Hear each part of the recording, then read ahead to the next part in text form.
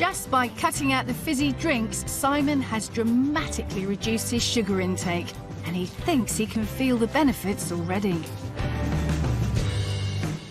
When your pants are falling down in public, that's a good sign that you've lost weight, and that has happened.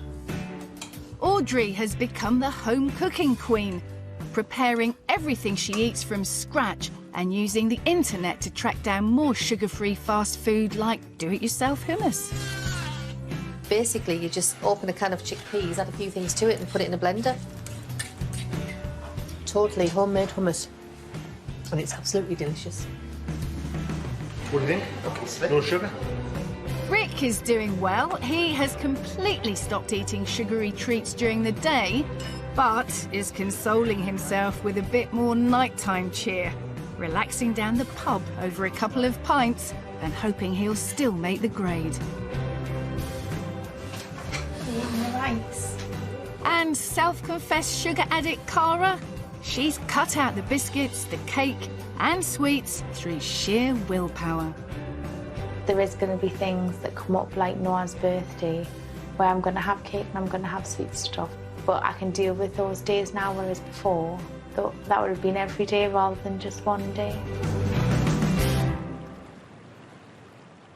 After 6 weeks, our low-sugar experiment is over, and my volunteers are back at Newcastle University for the same series of tests they had at the start. Rick has gone from eating 29 teaspoons of sugar a day to 7, narrowly missing out on his 6-a-day target, but still well within current guidelines. OK, so if you can step on the scale for me. Cara, however, is down from 28 teaspoons a day to just 3. Audrey from 23 teaspoons to 1/4 of a teaspoon. And Simon has gone from a massive 39 teaspoons of sugar a day to just 1/4 of a teaspoon. All 4 were at risk of heart disease and type 2 diabetes.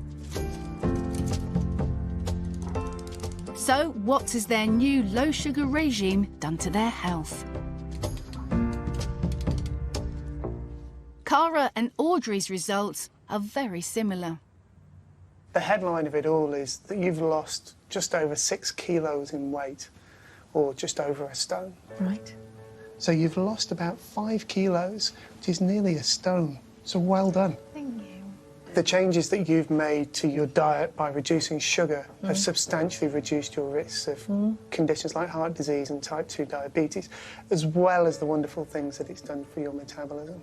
When you first came through, we were looking quite a lot at how your body was processing the sugar. Yeah. And I'm pleased to be able to tell you that from the blood sugar results that we've taken, you've improved hugely, which is relieving a lot of the stress on your pancreas.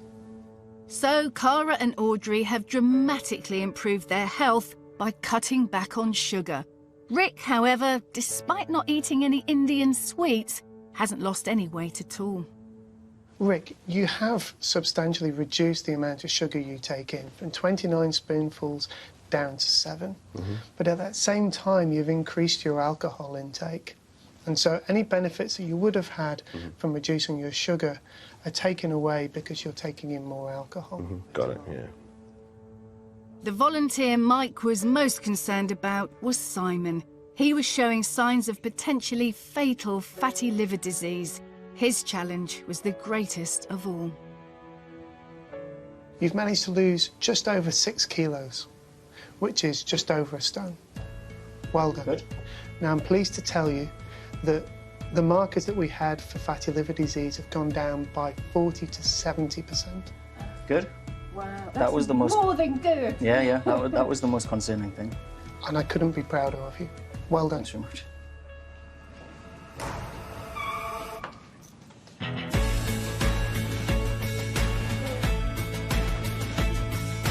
It's been a huge challenge. But for all 4 of our volunteers, it's just the start of a whole new lifestyle. I'm really proud of myself and I'm definitely going to continue with it. I feel now that I kind of sickened myself of sweet stuff. It seems bizarre, but Like, is it worth risking my health or a bar of chocolate?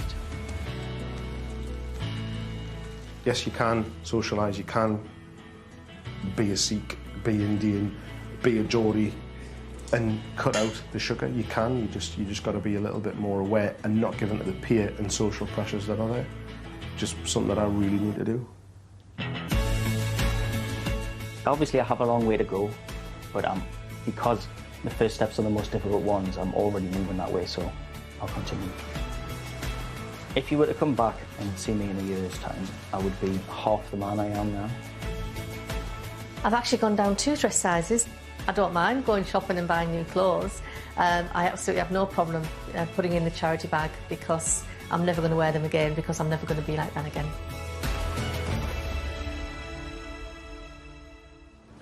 The truth about sugar is that it can pile on the pounds frighteningly quickly, and all that extra weight can lead to a whole host of very serious health problems. It isn't the only culprit. Too much of most foods will make you fat. But I think sugar is the thing many of us tend to binge on. Your body craves it, and it often doesn't fill you up.